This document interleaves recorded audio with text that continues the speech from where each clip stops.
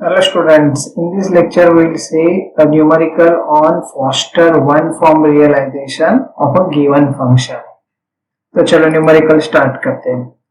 Problem statement क्या दिया है, देखो realize foster one of the following function, और फंक्शन कुछ दिया है।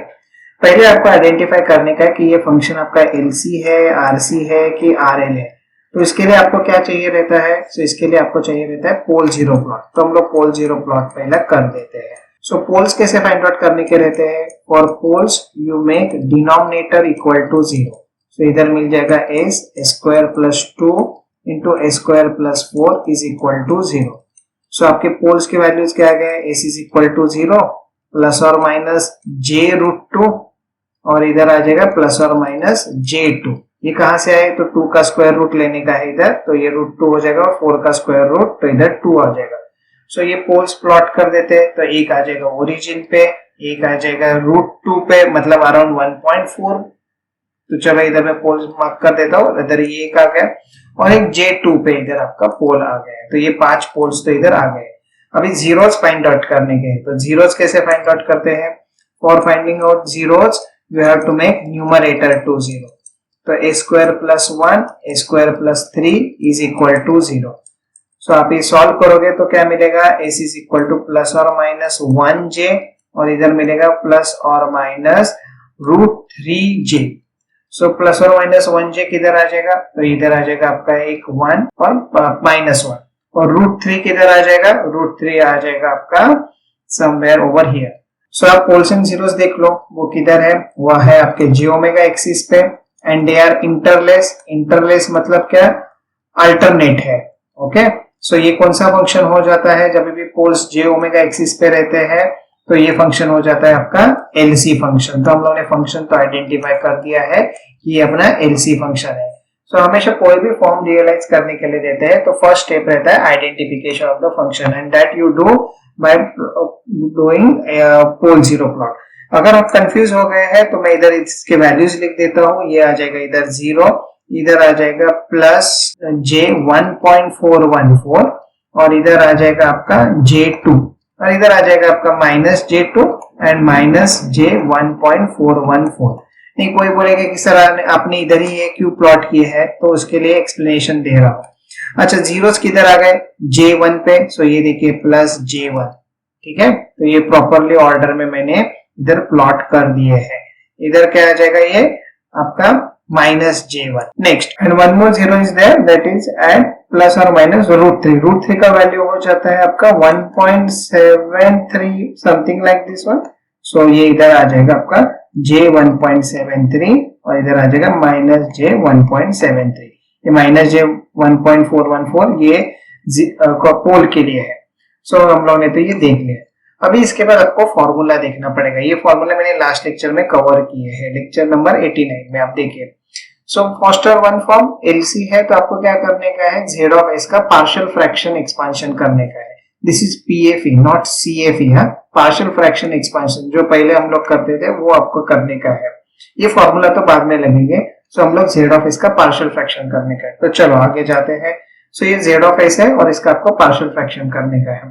सो न्यूमरेटर का डिग्री देख लीजिए पहले। पार्शियल फ्रैक्शन करने के पहले हमेशा ये करने का रहता है, आपको डिग्री देखने का रहता है न्यूमरेटर का। तो न्यूमरेटर का एस का डिग्री हो जाएगा 4 हो जाएगा, और डिनोमिनेटर का एस का डिग्री हो जाएगा 1 2 3 4 5। सो न्यूमरेटर का डिग्री डिनोमिनेटर की डिग्री से कम है, सो आप पार्शियल फ्रैक्शन डायरेक्टली कर सकते हैं।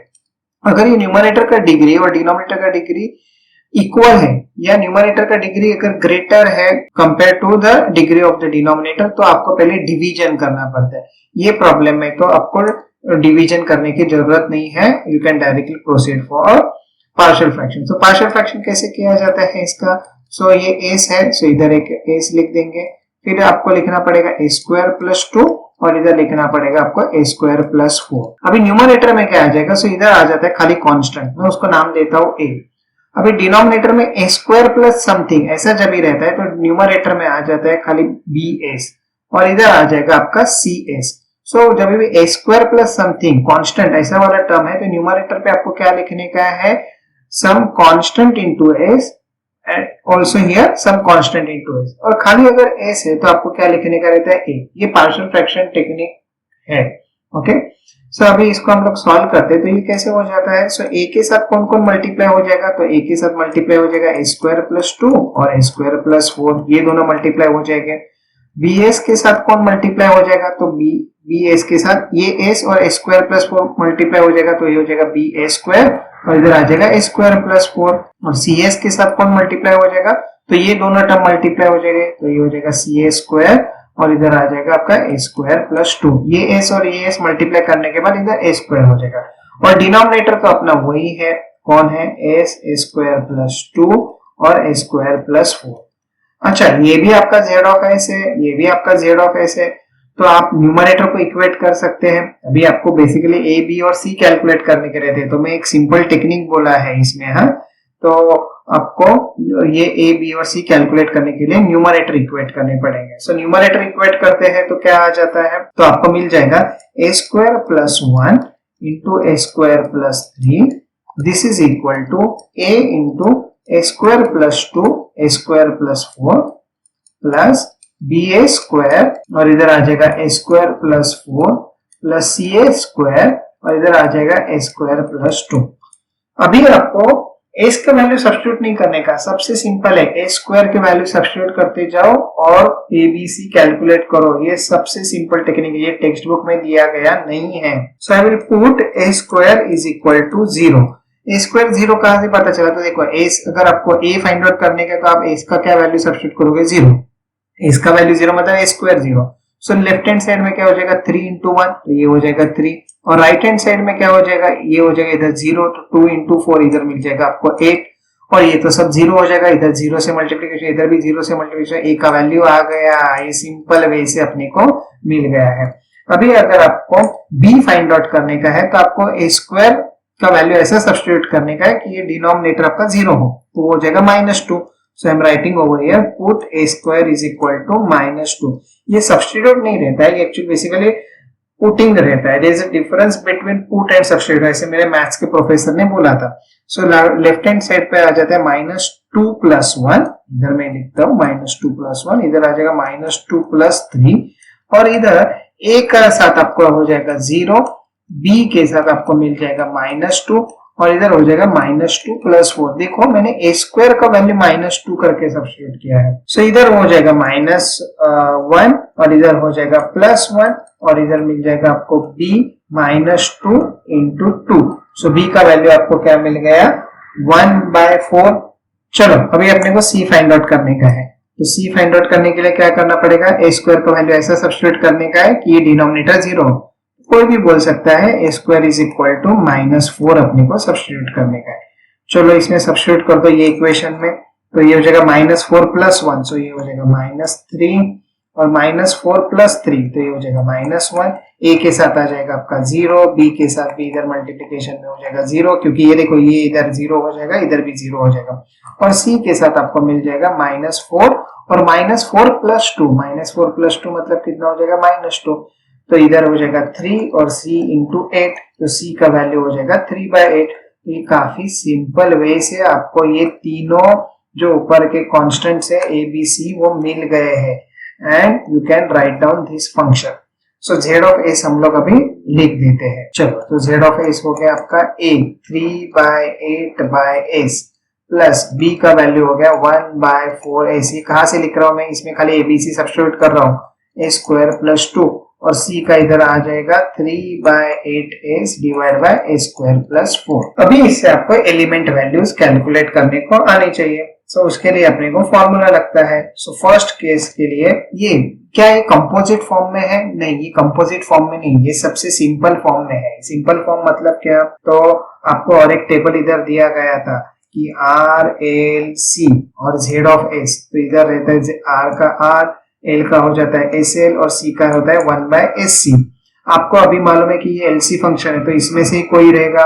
अच्छा S किधर है, देखो S किधर है डिनोमिनेटर में, सो आपको इसको किसके साथ कंपेयर करने का है, 1/SC के साथ कंपेयर करने का है, तो C का वैल्यू आपको मिल गया। C का वैल्यू इधर आपको क्या मिला, तो C हो जाएगा आपका 8/3 फैराड का। सो इधर मैं लिख देता हूँ 8/3 फैराड। ये कंपोजिट है, इसको मैं कंपोजिट बोलता हूँ। कंपोजिट मतलब क्या कि आपको ये टेबल रिफर करना पड़ेगा और इससे कैलकुलेट करना पड़ेगा। आपको प्रॉब्लम दिया गया था फॉस्टर वन, आपने आइडेंटिफाई किया था एलसी फंक्शन। सो ये कंपोजिट फंक्शन अभी आपको कंपेयर करने का है और सी और एल के वैल्यूज कैलकुलेट करने के हैं। तो ये मैं इधर आगे लिख देता हूँ। तो ये है एस बाय सी, करेक्ट, हाँ मैं भूल गया था, S by C divide by A square plus 1 by L C. So point to point compare करो इसके साथ, तो आपको न्यूमरेटर कंपेयर करके क्या मिलेगा, सी तो मिल गया आपको 4 फैरेड, देखो ना 1/4 है और इधर 1/c है। और अभी ये पार्ट कंपेयर करो, सो ये पार्ट कंपेयर करने से आपको क्या मिलता है 1/LC इज इक्वल टू 2। सी का वैल्यू अभी अभी कैलकुलेट किया है, सो इधर लिखो 4L इज इक्वल टू 2। सी का वैल्यू सब्स्टिट्यूट कर दिया तो एक एल का वैल्यू क्या मिल गया 1/8 Henry. Write down proper unit है, कैपेसिटर का फैरेड होता है और इंडक्टर का हेनरी होता है। सो ये कंपोजिट फंक्शन के वैल्यूज आपको मिल गए हैं। अभी लास्ट वाला कंपोजिट फंक्शन है उसके वैल्यूज कैलकुलेट कर देते हैं। सो इसके लिए भी यही फॉर्मूला आपको यूज करना पड़ेगा। न्यूमरेटर इक्वेट करो, ये 3/8 है और इधर है s बाय सी। सो सी का वैल्यू इधर से आपको मिल गया 8/3 फैरेड और इधर ये आप कंपेयर करोगे इसके साथ तो 1/LC इज इक्वल टू 4। मुझे L का वैल्यू चाहिए, सो L is nothing but 1/4C, बराबर है ना, L इधर गया और इधर। सो L का वैल्यू मिल गया 1/4 और C का वैल्यू है 8/3। सो L का वैल्यू मिल गया 3/32 हेनरी। सो सब वैल्यूज आपने फाइंड आउट कर दिए हैं। अभी आपको सर्किट डायग्राम बनाने का रहता है। तो सर्किट डायग्राम कैसे बनाया जाता है इसमें, सो बहुत सिंपल है। इसमें देखिए Z ऑफ S है, Z ऑफ S मतलब सब इंपीडेंसेस सीरीज में कनेक्टेड है, 1 2 3, ये तीनों इंपीडेंसेस सीरीज में कनेक्टेड है। जब भी इंपीडेंसेस सीरीज में कनेक्टेड होते तो ही तो उसका एडिशन होता है ना। सो अभी आपको पहला एलिमेंट क्या मिला था, कैपेसिटर, तो बनाओ कैपेसिटर उधर और कैपेसिटर का वैल्यू उधर लिख दो 8/3 फैरेड। सेकेंड पार्ट से आपको क्या मिला है, सेकेंड पार्ट से आपको ये दो वैल्यूज मिली है, देखो इधर एक 4 फैरेड और एक इंडक्टर 1/8 हेनरी। अभी ये दोनों एक दूसरे के साथ पैरेलल में कनेक्टेड रहेंगे। ऊपर रहेगा कैपेसिटर, आप पैरेलल में है तो ऊपर रहेगा कैपेसिटर, आप इंडक्टर दिखा सकते हैं। सो कैपेसिटर का वैल्यू रहेगा 4 फैरेड और इंडक्टर का वैल्यू रहेगा 1/8 हेनरी। ओके, बट ये एलिमेंट के साथ ये सीरीज में हो जाएंगे। और वैसे ही लास्ट वाला ये जो कंपोजिट आपको मिला है उसमें भी ऐसे ही हम लोग रिप्रेजेंट कर देंगे, ये कैपेसिटर रहेगा और इधर आ जाएगा आपका इंडक्टर। और ये आपने सर्किट कंप्लीट कर दिया, इधर आप Z ऑफ S देख रहे हैं। अच्छा, ये कैपेसिटर का वैल्यू कितना आया था 8/3 फैरेड, ओके, और इधर इंडक्टर का वैल्यू कितना है 3/32 हेनरी। तो आपने ये फॉस्टर वन में ये सर्किट रियलाइज किया है। इधर कंफ्यूज मत हो जाना, ये वैल्यूज कैलकुलेट किए हैं तो एक्चुअली आपका सर्किट ये ऐसा है। तो आप ये सर्किट बना सकते हैं। सो ध्यान में रखिए, कभी भी आपको कोई भी प्रॉब्लम दिया जाता है, first you identify the function and then you refer this table. उसके बाद आपको समझ में आएगा कि किसका पार्शियल फ्रैक्शन करने का है। तो ये फॉर्मेट में पहले लाइए उसको, ये फंक्शन को। इसके बाद पार्शियल फ्रैक्शन डायरेक्टली नहीं घाई करने का रहता है, अपने को पहले चेक करने की न्यूमरेटर और डिनोमिनेटर का डिग्री चेक करने का रहता है। अगर न्यूमरेटर का डिग्री डिनोमिनेटर की डिग्री से कम है तो आपको डायरेक्टली पार्शियल फ्रैक्शन कर सकते हैं। अगर ये सेम आ गया तो आपको, या उससे ज्यादा है तो आपको पहले डिवीजन करना पड़ता है and then we have to go for partial fraction. फिर ये ABC आप कैलकुलेट कर दीजिए। LC फंक्शन में ही ये ऐसा होता है कि A² और ये सब टर्म रहते हैं, तो न्यूमरेटर में ये फॉर्मेट में आप लिख दीजिए। सपोज इधर और एक कुछ रहता था A² + 7, तो मैं इधर लिखता था A² + 7 और ऊपर लिख देता था DS। और फिर आप ये मेथड यूज कीजिए, नो नीड टू सब्स्टिट्यूट और put the value of S। आपको A² का वैल्यू सब्स्टिट्यूट करके ABC कैलकुलेट करने को आना चाहिए। काफी सिंपल मेथड मैंने इधर एक्सप्लेन किया है।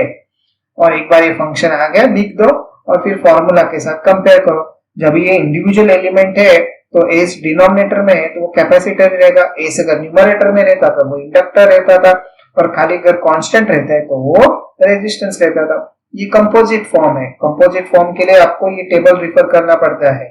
और ये टेबल के ये फॉर्मूला कैसे डिराइव करने के, ये मैंने लेक्चर नंबर 89 में काफी अच्छे से बताया है। हर एक चीज मैंने डिराइव की है। So you go through this carefully. Thank you.